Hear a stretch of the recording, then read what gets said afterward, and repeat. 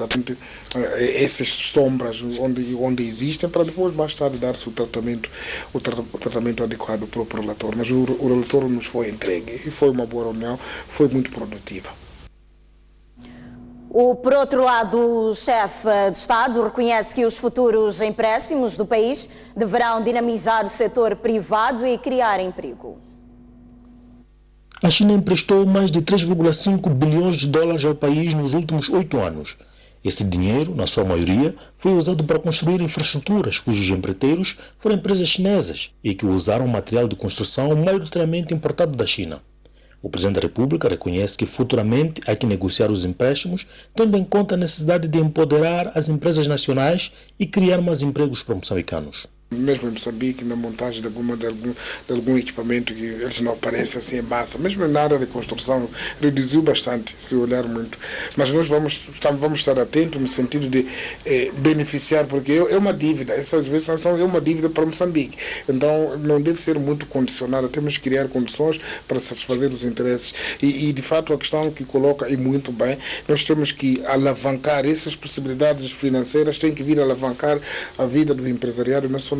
Nem que haja subcontratação de pequenas empresas que podem fazer algumas coisas que, por exemplo...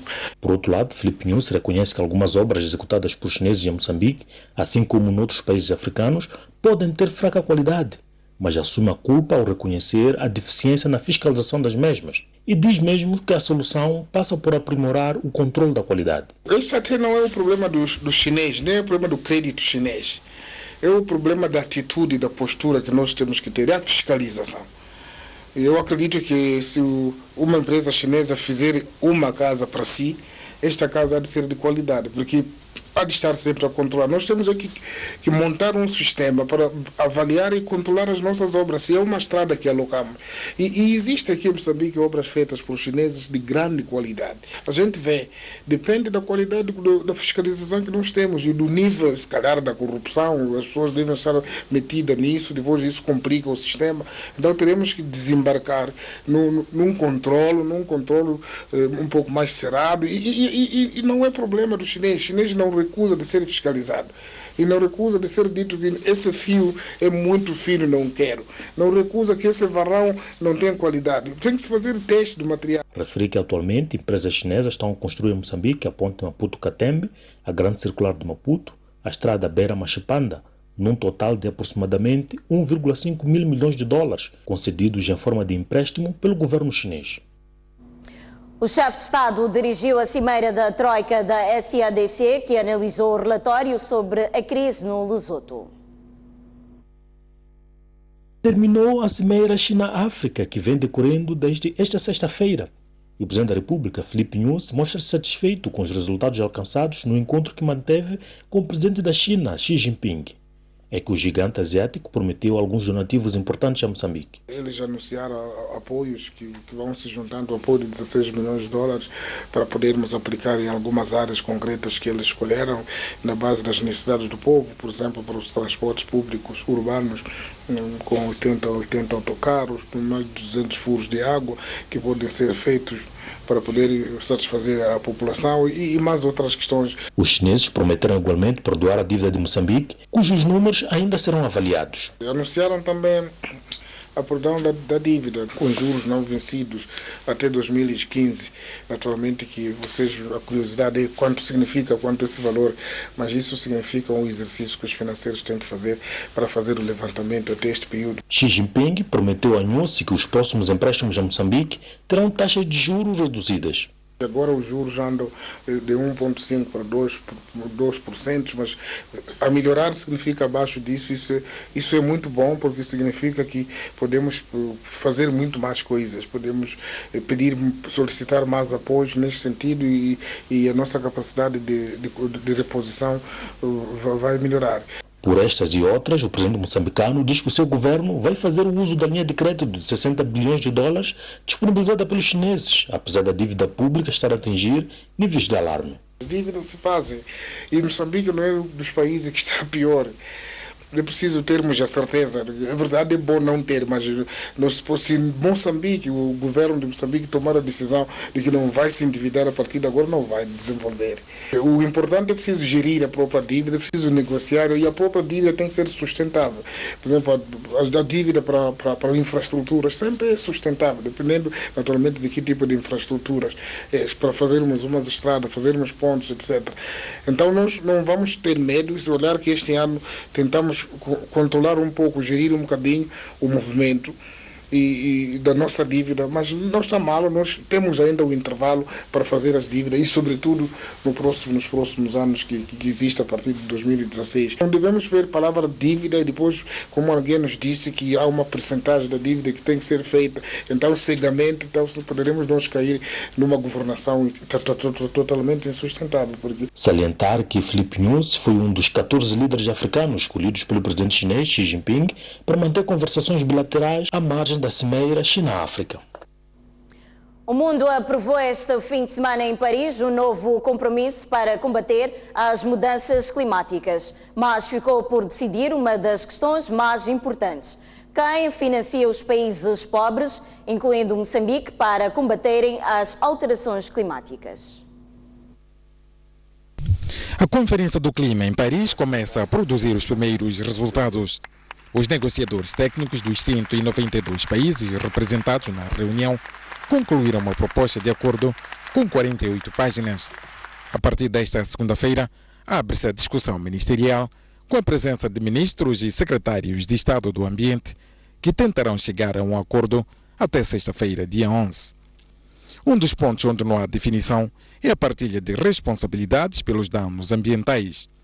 Os países mais pobres e vulneráveis pedem compensações pelos prejuízos das alterações climáticas, defendendo que não têm culpa pela degradação do ambiente.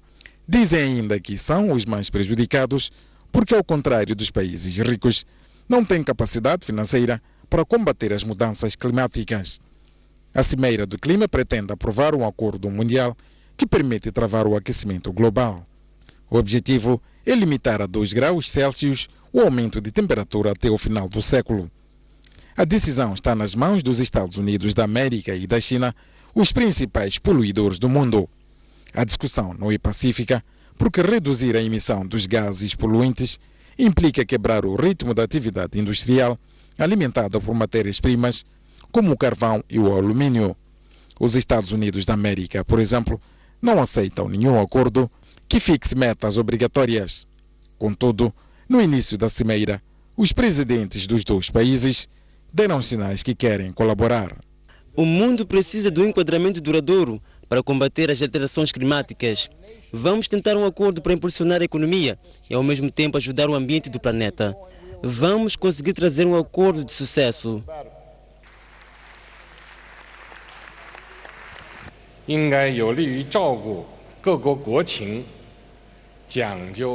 Cada país deve procurar uma solução que se adeque às suas necessidades e assine um modelo de cooperação em que todas as partes saiam a ganhar. O acordo deve focar no fortalecimento das ações globais contra a mudança climática.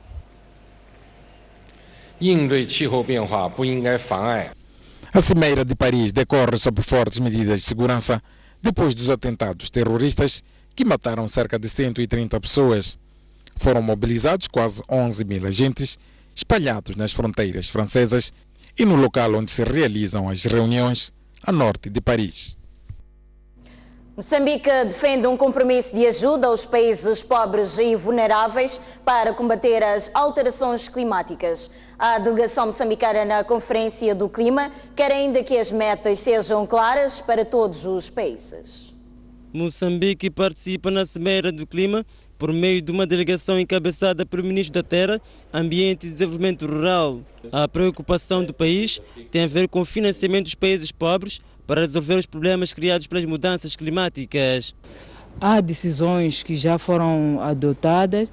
Aqui o que preocupa mais é a parte financeira, como sempre. Porque eu recordo-me que, por exemplo, no mecanismo tecnológico, os países, incluindo Moçambique, estão a preparar ou estão a fazer a avaliação das necessidades tecnológicas. Mas aquilo que nós queremos não é só fazer a avaliação das necessidades tecnológicas, mas é depois de produzirmos o plano de ação, termos financiamento para a implementação deste plano de ação. Então, o que ficou em relação ao desenvolvimento e transferência tecnológica é a relação entre o mecanismo tecnológico com o mecanismo financeiro para poder financiar os planos.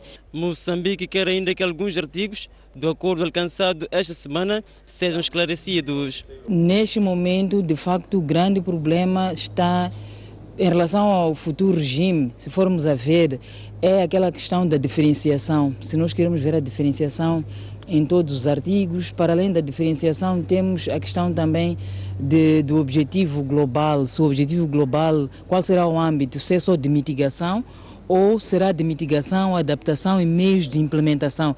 E aí, quando referimos-nos, por exemplo, à diferenciação, será que todos nós teremos temos que assumir o mesmo compromisso de mitigação?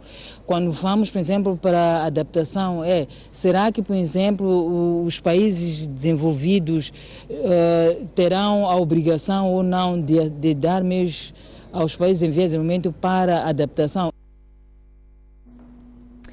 A empresa de telecomunicações de Moçambique vai retomar o projeto de extensão de fibra óptica na província de Cabo Delgado. O PCA da companhia esteve no terreno para fazer o ponto de situação. O projeto de fibra óptica em Cabo Delgado foi lançado em março deste ano no âmbito da extensão da rede de comunicações que deverá passar pelos distritos de Ancoabe, Macomia, Mocimboa da Praia até Palma, para além da linha de Moeda e Megomano. O presidente do Conselho de Administração das Telecomunicações de Moçambique, Virgílio Ferrão, visitou várias instalações da empresa em Pemba e referiu que o projeto de fibra óptica deverá retomar brevemente. A proposta vai ser apresentada ao governo, será aprovada e para o ano estamos a iniciar. Vai ser aprovado, nós estamos a continuar, porque realmente já iniciou. O lançar do material está tudo aqui, fecha apenas um troço de 12 quilômetros, estamos a falar de 600 quilômetros. Para prosseguir. Esse é o grande. Não quer dizer que nesta zona não haja comunicações, tem, mas quando tivermos a fibra, então vão ser mais comunicações e de melhor qualidade. O PCA da STDM disse ainda que a empresa tem o desafio de abrir uma linha alternativa de fibra óptica entre Lixinga e Pemba para substituição da principal em caso da avaria desta. Aqui em Cabo Delgado, o fluxo vem de Nampula, tanto como pode ver também via Lixinga. Então a parte de via Lixinga que entra para aqui ainda não está concluída, essa parte que viemos ver e também vemos que é possível aquela parte de Ruaça. Fazemos a ligação para Lixinga, beneficia Lixinga e beneficia Cabo Delgado. Na cidade de Pemba, Virgílio Ferrão visitou pontos de transmissão de sinais para os clientes da STDM. Ainda à margem da Cimeira China-África, os chineses mostraram aos líderes africanos a sua capacidade industrial, desde a manufatura até a grande indústria, como construção naval, equipamento militar, aviação e ferrovia. No decurso da Cimeira China-África, o presidente chinês convidou os líderes africanos a ver a exposição de produtos que a grande indústria chinesa coloca à disposição de África. Aqui os chineses praticamente disseram aos líderes africanos que têm 60 mil milhões de dólares que podem ser usados pelos africanos em forma de crédito para comprar e instalar nos seus países, por exemplo, comboios de alta velocidade, mais edifícios para vários fins, modernização da irrigação agrícola, comprar aeronaves e navios, mas também equipamento militar, como viaturas blindadas, helicópteros, entre outros. Mas os líderes africanos, no encerramento da cimeira, deixaram claro que o que eles querem é mesmo industrializar o continente. Industrial development is the key. O desenvolvimento industrial é a chave para exportar e diversificar a economia, que na África do Sul produzimos a nossa política anual de indústria, com o objetivo de focalizarmos-nos na industrialização. To ensure focus on industrialization. E o apoio da China deve ser nessa direção, de modo a se diversificar as economias e processar localmente os recursos naturais para os colocar nos mercados com a qualidade necessária. Africa and China need to work together. A África e a China precisam trabalhar juntos para concretizar os projetos de estrada, pontes e caminhos de ferro, infraestrutura de abastecimento de água, para além da aquisição de tecnologia apropriada para que os chineses nos ajudem a extrair e processarmos os nossos abundantes recursos que requerem especificações de qualidade internacional.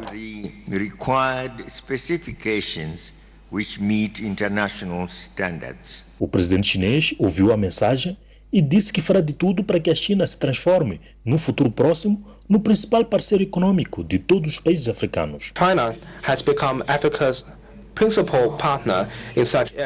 A China quer se tornar no principal parceiro econômico de África nas áreas de comércio, investimento, desenvolvimento de infraestrutura e nos outros pacotes de cooperação econômica. Os líderes africanos ainda tiveram a oportunidade, durante este sábado, de discutir em sessões fechadas os vários pontos de cooperação com a China.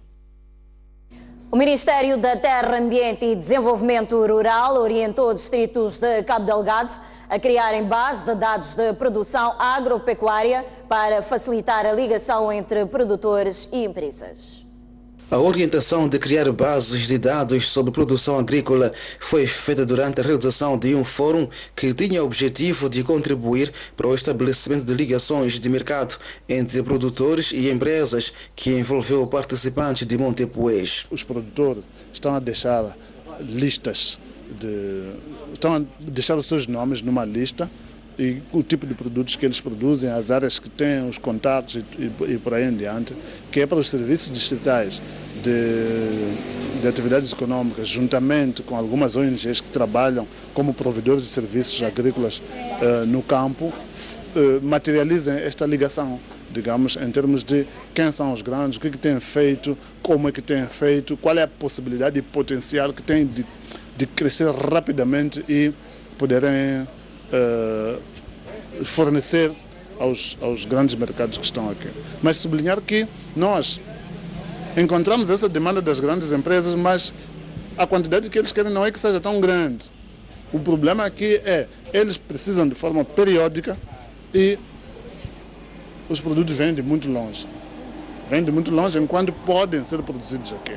Então é uma oportunidade para trabalho e para geração de renda a nível local. Entretanto, 10 centros de desenvolvimento de negócios estão criados em distritos das províncias de Cabo Delgado, Nampula, Inhambane e Gaza, com o objetivo de apoiar o empreendedorismo nas zonas rurais. O mais recente centro foi criado em Cabo Delgado. Em Chibuto está a surtir efeito, em Majacase está a surtir efeito, são distritos onde nós já instalamos antes.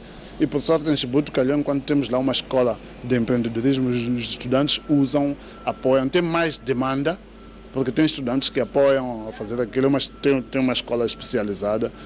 Em Majacase também não tem escola, mas a demanda é maior. Já tive a oportunidade de visitar pessoalmente. Neste fórum de ligações entre produtores e empresas foram levantadas questões tais como a falta de vias de acesso para o escoamento de produtos, bem como a insuficiência de insumos agrícolas. Um grupo que assaltava estabelecimentos comerciais em Nacal acaba de ser detido pela polícia. Os assaltantes confessam ter cometido os crimes. Estabelecimentos comerciais, incluindo condomínios, continuam a ser alvo da ação dos criminosos organizados em grupos numerosos que têm estado a realizar as suas incursões a nível dos distritos vizinhos de Nacala Porto e Nacala Velha, não obstante a ação enérgica levada a cabo pela polícia no combate à criminalidade naquela região do país. Esses 6 criminosos confessos, na imagem juntamente com os seus comparsas, protagonizaram há dias um assalto neste estabelecimento comercial em Nacala Velha, com recurso a esses instrumentos contundentes, onde retiraram diversos bens, uma parte das quais na posse da corporação. Estes indivíduos, que compõem uma quadrilha de 12 integrantes, introduziram-se no interior do mesmo condomínio, com a conivência do guarda, onde destruíram o sistema de alarme, introduziram-se no interior e subtraíram diversos bens, molestando, portanto, os proprietários que haviam ocupado os quartos na altura do roubo. Esses assaltantes, considerados reincidentes, ora nas mãos da Polícia da República de Moçambique, na Cala Velha, confessam o crime que lhes são acusados. Roubei. Roubou o quê? Roubou 2 plasmas e eu não te pouquei. Mas essas 2 coleções. Eram quantos? Éramos 11. Onde é que roubaram? O dia dele esqueci, porque já passou alguns 2 meses assim. Sim. Roubaram numa residência, num restaurante, como que é? Sim, era um restaurante. Não vai começar assim. Caiu mal o negócio? Não caiu mal porque assim estou preso. Para mim não caiu mal. Não caiu bem? Não caiu bem, para caiu mal porque assim estou a sofrer. Então queria que roubasse e não fosse apanhado, não é isso? Não, depende. Porque você quando sai de casa vai trabalhar, ali qualquer coisa vai apanhar. Assim estava a trabalhar? Nessas dias eu fui como trabalhar. De referir que os distritos de Nacala Porto e Nacala Velha têm sido, nos últimos dias, palco preferencial dos criminosos, apesar da Polícia da República de Moçambique, naquele ponto do país, ter estado constantemente a desmantelar várias quadrilhas que se dedicam em assalto em residência e estabelecimentos comerciais, para além de violação sexual. A 8ª sessão do Tribunal Judicial da cidade de Maputo condenou 2 indivíduos a penas de prisão de 23 anos por se ter provado o seu envolvimento no rapto de um cidadão britânico. Pelo crime de rapto, vai-lhes fixada a pena parcelar de 21 anos de prisão maior.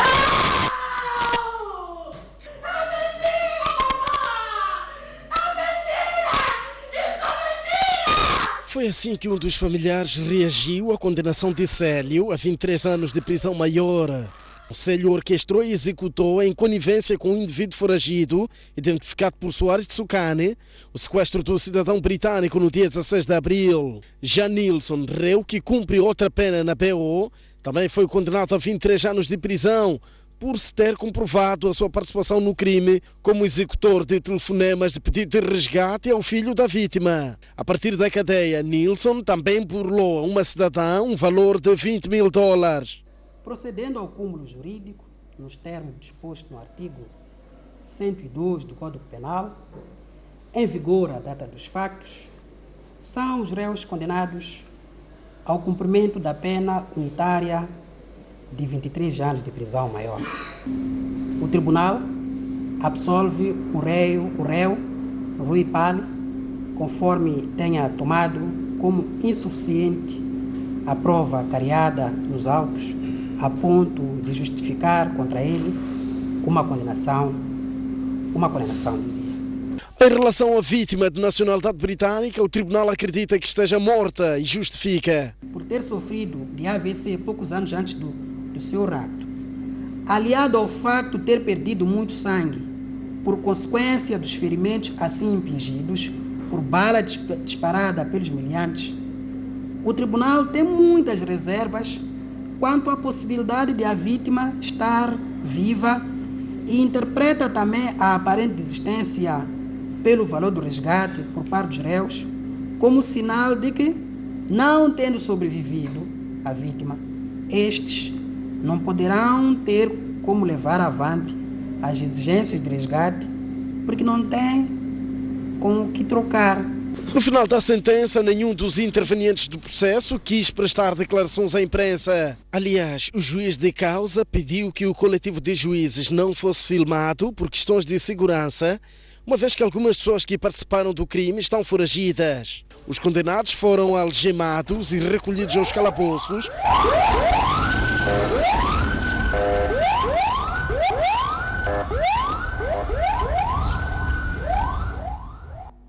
Deputados defendem a necessidade de intensificação de campanhas de prevenção de HIV-Sida e fim da discriminação contra os infectados pela doença. Os deputados falavam este sábado durante o seminário sobre prevenção de HIV-Sida. Preocupados com níveis de seroprevalência no país e dados que dão conta da ocorrência de pelo menos 320 novas infecções por dia, deputados Quadros do Ministério da Saúde e do Conselho Nacional de Combate ao SIDA reuniram este sábado na Assembleia da República em seminário de troca de informação sobre a doença.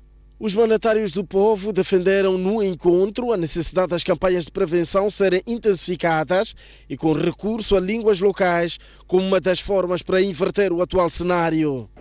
E a minha proposta para o Conselho Nacional de Combate ao HIV-Sida, para o Ministério da Saúde, é que efetivamente, e diante deste espectro que nós temos de, nas zonas urbanas, termos cada vez mais cidadãos afetados, tornarmos as mensagens não só perceptíveis, como, se me permitem a expressão, tocantes. Queria me referir concretamente à questão da divulgação da informação, maior divulgação a nível das nossas comunidades. Nós somos 250 deputados e sinto que se faz pouco uso dos deputados na sua atividade nos círculos eleitorais, para que sejam eles também os grandes divulgadores desta informação. Por vezes as mulheres são sujeitas a aceitar a fazer o sexo sem proteção, pela negligência de homens, repito, pela negligência do homem. Tenho conhecimento de que há homens que simulam o uso de preservativo e na hora H retiram. Eu gostaria de se calhar discordar um bocado com a deputada Mafiane quando diz que isto acontece muitas das vezes devido à negligência dos homens.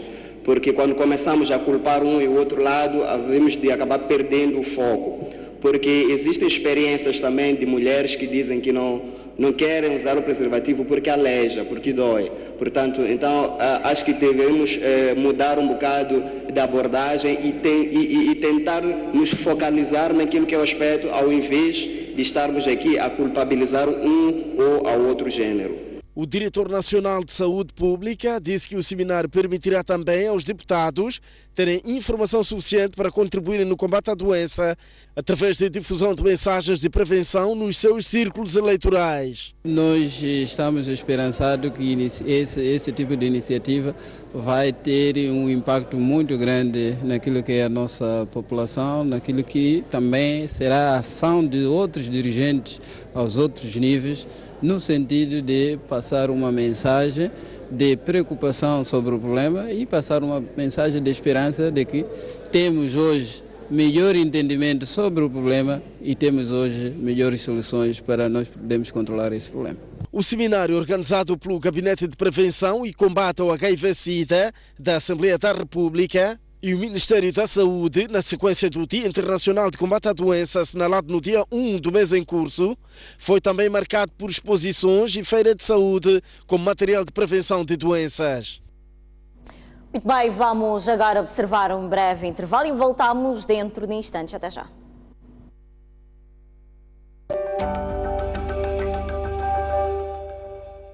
As ligações clandestinas de energia e o risco de incêndios. Que mudou as casas totalmente. Os desafios do combate ao incêndio. O extremo da vaidade. Está de uma forma muito exagerada. Está muito nice. Nunca vi. Não acredito. Atingir mais ou menos o corpo de Arnold Schwarzenegger. A febre do corpo perfeito. Meu objetivo é ter definições. Um lugar cheio de mistérios. Estamos a falar de 5.000 crânios que estão depositados aqui. De onde vêm tantos crânios? Esta segunda-feira, às 23 horas, no Grande Plano.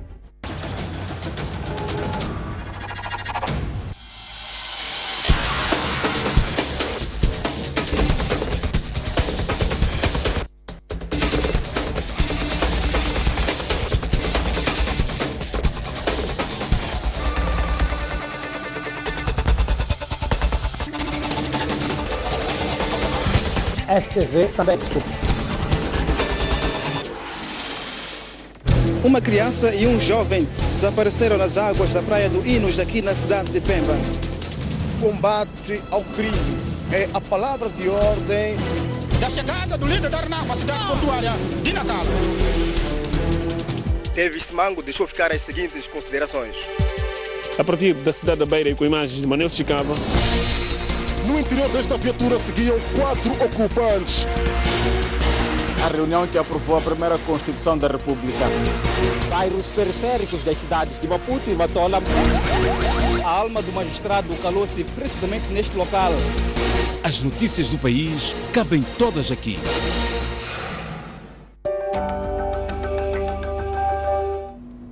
Bem-vindos à última parte do Jornal do Noite Informativas. Minhas sinceras desculpas. Vamos continuar a olhar as notícias.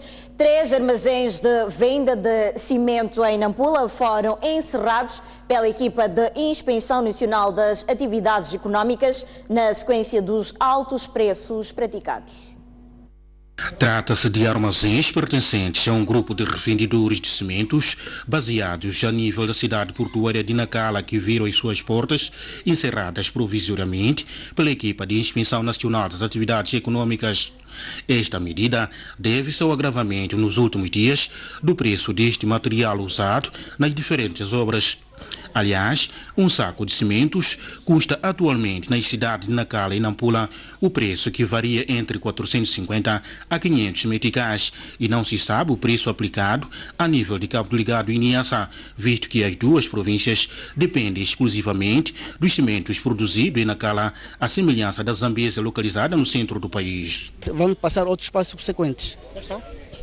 Bom, nesse momento não é necessário que eu diga às câmaras de televisão, mas tem outras medidas subsequentes que podemos tomar. Os armazéns vão permanecer quanto tempo encerrados? E nós já notificamos para comparecer na segunda-feira, que é para exatamente mediarmos, calcularmos, solicitamos alguns documentos, documento de exportação, de compra, de aquisição do país onde tiram, para que Moçambique... Os responsáveis dos armazéns presentes no local dizem não compreender a decisão da Inspeção Nacional, porque, segundo suas palavras, o agravamento do preço de cimentos deve-se à depreciação do metical face às principais moedas estrangeiras. Essa subida de preços também não foi através de vendedores pequenos. Os donos que estão a trazer o cimento, eles que sabem por que levantam preço.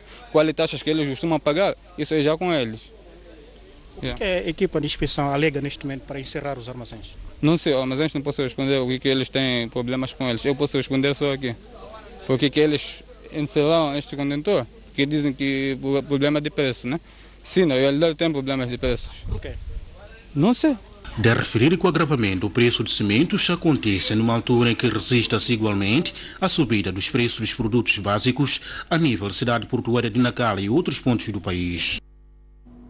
Entretanto, o agravamento do preço de cimentos em Nacala e outros pontos da região norte, incluindo a província da Zambésia, deve-se à falta de capacidade de abastecer parte das fábricas de cimento sediadas em Nacala, segundo referiu Rodrigues Momad, da Inspeção de Atividades Económicas. Rodrigues Momad, que liderou a equipa de Inspeção Nacional das Atividades Econômicas, referiu que as fábricas de cimento em Nacala estão sem capacidade de abastecer o mercado devido às constantes restrições no fornecimento da corrente elétrica. Visando inverter este cenário, a equipa de Inspeção Nacional fixou o prazo de 5 dias para as fábricas de produção de cimento em Nacala rever o processo de distribuição e dos preços aplicados nos últimos dias. Não existe capacidade de fornecer aos utentes, não é? Aos consumidores finais. Mas sim, o cimento que é mais produzido é o cimento número 42.5, que é para construções civis, de grande envergadura nesse caso. Mas o cimento que é 32.5, que é para os consumidores de menos nível, que é para casas de vivendas normais, é menos produzido. Os revendedores ouvidos pela STV lamentam a burocracia instalada dentro desta fábrica de produção de cimentos das duas existentes em Nacala, para além do tempo que ficam à espera para o carregamento. Eu meti aqui a minha requisição dia 28, até hoje não sai. Procuro saber, a gente não somos respondidos. Agora não sei onde é que nós podemos colocar nossas preocupações para as nossas requisições serem breves. Dia 28 até hoje não sai. Agora do dia 2 já conseguiu sair. Se o senhor quer concretizar, vai na pauta ver o que está a acontecer. Quer carregar? Quero carregar sim. Já meti o documento, já está tudo pago e agora está a custar como carregar. O que diz? Não há energia, agora não há sistema. E a gente fica sem saber. Outros caminhões vêm aqui, trocam a matrícula, permitem entrar, o outro não conseguiu entrar. Como ontem, por exemplo, descobri a um senhor que vendeu a matrícula de outra pessoa. Dia 22. De novembro? Novembro 22. À espera de carregar? Estou à espera de carregar, mas meteu 3 caminhões, né? Então saiu só uma, até ainda falta 2.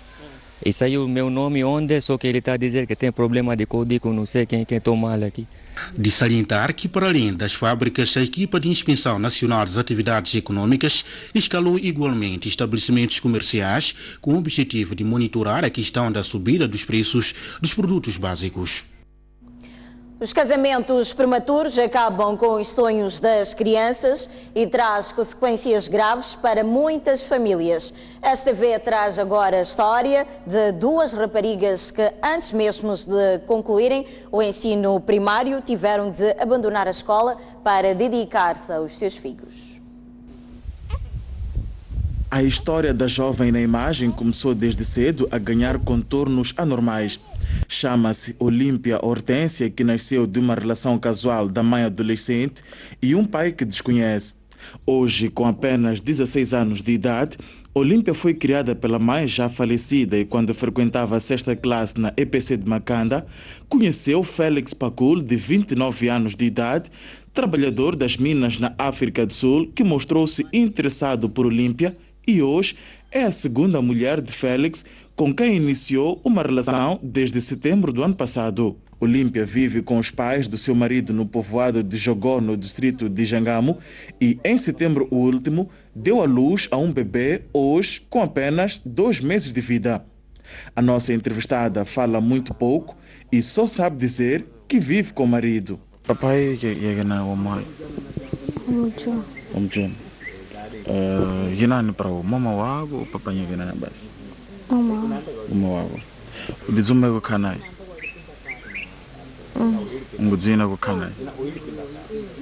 Com apenas 16 anos de idade, Olímpia viu-se obrigada a abandonar a escola sem ao menos ter concluído o nível primário, mas diz que é vontade sua dar continuidade aos estudos. O rebo dos 4 anos? O rebo da classe, mano? Sexta classe. Cozinha com o balé 4 anos? Não. Os mais velhos têm noção desta problemática e exemplo disso é este senhor na imagem que tentou impedir a nossa reportagem de falar com esta adolescente. Ele chama-se Leonardo e vive maritalmente com Lídia Macaring, de apenas 18 anos de idade. Ela frequentava a 8ª classe quando abandonou a escola para viver com Leonardo, de quem engravidou e tornou-se na sua 3ª mulher. Lídia tem de cuidar de 2 crianças de 6 e 2 anos, filhos de Leonardo com outras mulheres, e diz que abandonou a escola por vontade própria, para onde não tenciona voltar, dado que os seus afazeres domésticos tomam grande parte do seu tempo. O rebo dos 4 anos? Até classe Me digo com 8ª. 8ª. Nurne me haga me engano. 2012. 2012. Kubato kubayas 4 anos. Como algo sinto para a tua, mas não entender ainda não sana. Não para aguentar com nenhum gosto 4 anos e entrar uma santanga não entender sana. Em Jangamo existem 24 conselhos comunitários de proteção à criança suportados pela Plan Internacional que tentam acabar com os casamentos prematuros. O silêncio cúmplice das famílias dos envolvidos é o grande obstáculo no trabalho dos conselhos de proteção à criança, que, entretanto, não é bem visto por homens como Leonardo e Félix. Gradualmente temos assistido a alguma redução de casos, porque na verdade o ideal seria que nenhuma criança casasse de facto antes dos 18 anos. Eu acho que há algum despertar, alguma consciência, mas a outra preocupação que às vezes que não faz com que a gente tenha registro é o facto de as comunidades, às vezes são mesmo os próprios pais das meninas que ocultam. Só nos primeiros 8 meses deste ano, mais de 200 crianças estavam envolvidas em casamentos prematuros, raparigas de 12 a 18 anos de idade que abandonaram a sala de aula para dedicar-se à maternidade. Apesar de serem chocantes, histórias como de Lídia e de Olímpia não são nenhuma novidade aqui no distrito de Jangamo. São crianças menores de 18 anos que assumem lares, muitas delas até têm filhos, com consentimento dos seus pais ou encarregados de educação. Só para termos uma ideia da gravidade deste assunto, só no distrito de Jangamo já são contabilizadas mais de 200 crianças que estiveram em situação de casamento prematuro. Muito bem, vamos olhar a atualidade internacional. A Câmara dos Deputados do Brasil escolhe amanhã os 65 membros da comissão que vai decidir se o Parlamento aprova ou não o pedido de impugnação do mandato da presidente do país. A comissão a ser criada esta segunda-feira será responsável por ouvir a defesa da presidente brasileira durante 10 sessões. A seguir, terá mais 5 sessões para emitir um parecer sobre a aceitação do pedido de destituição ou seu arquivamento. O plenário da Câmara vota o texto até 48 horas após a sua divulgação. Os lugares da comissão são proporcionais à distribuição dos deputados no Parlamento e, por isso, a coligação do governo terá a maioria das vagas, em número de 36, seguida pelos partidos da oposição, com 17, e pelos independentes e partidos com menor representação, que terão direito a 12 membros. Caso a Comissão Especial aprove a destituição, o pedido passa para a votação no plenário, sendo necessária uma aprovação de 2/3, 342 deputados, para o processo seguir em frente. Dilma Rousseff assumiu a presidência pela primeira vez em janeiro de 2011 e no primeiro mandato enfrentou uma crise econômica que tentou travar com a diminuição de impostos de empresas e redução de juros para incentivar o consumo. Em outubro de 2014, era eleita, mas tanto a crise econômica como a política agravaram-se, colocando em causa a credibilidade do governo. O pedido de impugnação também acusa Dilma de crime de responsabilidade por esconder o déficit do país e aprovar decretos de gastos suplementares, mesmo sem ter excedente orçamental. O Reino Unido afirma ter conduzido 8 novos ataques contra posições do grupo Estado Islâmico na Síria na sexta-feira e no sábado.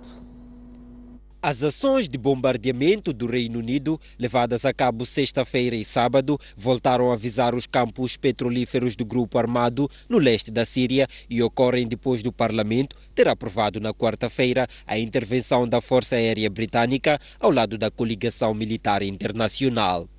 Os aparelhos, 2 caças Tornado, 2 Typhoons e 2 Reapers não tripulados descolaram da base de Akrotiri, na ilha de Chipre. Segundo o ministro da Defesa britânico Michael Fellow, de visita à base aérea em Chipre, a missão não será curta nem simples. Fellow lembrou ainda que o petróleo é o combustível do terrorismo e a principal fonte de financiamento do grupo Estado Islâmico. Os caças, armados com mísseis de precisão PVE-4, efetuaram igualmente missões de reconhecimento para detectar novos alvos no leste do país. O presidente dos Estados Unidos, Barack Obama, fará um raro discurso à nação sobre a luta contra o terrorismo depois do tiroteio que matou 14 pessoas e deixou vários feridos na Califórnia. O FBI anunciou esta semana que está a investigar o caso como um ato terrorista. O discurso está marcado para as 20 horas deste domingo, 2 horas desta segunda-feira em Moçambique, e vai abordar os passos do governo norte-americano para cumprir a sua prioridade máxima, que é garantir a segurança do povo norte-americano, indicou a Casa Branca em comunicado. Uma comunicação rara é que a última vez que Barack Obama se dirigiu à nação, a partir da sala oval da Casa Branca, foi em agosto de 2010, para anunciar o fim da missão de combate no Iraque. O pronunciamento do presidente dos Estados Unidos da América surge como resposta ao tiroteio protagonizado por um casal que matou 14 pessoas e deixou vários feridos durante a festa de Natal em San Bernardino, na Califórnia. O casal, identificado como Farouk e Malik, se conheceu pela internet em 2013 e se casou um ano mais tarde na Arábia Saudita, onde a mulher, nascida no Paquistão, vivia. O FBI confirmou na sexta-feira que investigava o massacre, o pior nos últimos 3 anos, como um ato terrorista, em meio a informações que apontam que a mulher havia manifestado nas redes sociais a sua lealdade ao Estado Islâmico. Obama vai abordar a ameaça do terrorismo desde a sua natureza, evolução e a forma de combate, assim como fazer o ponto de situação sobre a investigação em curso.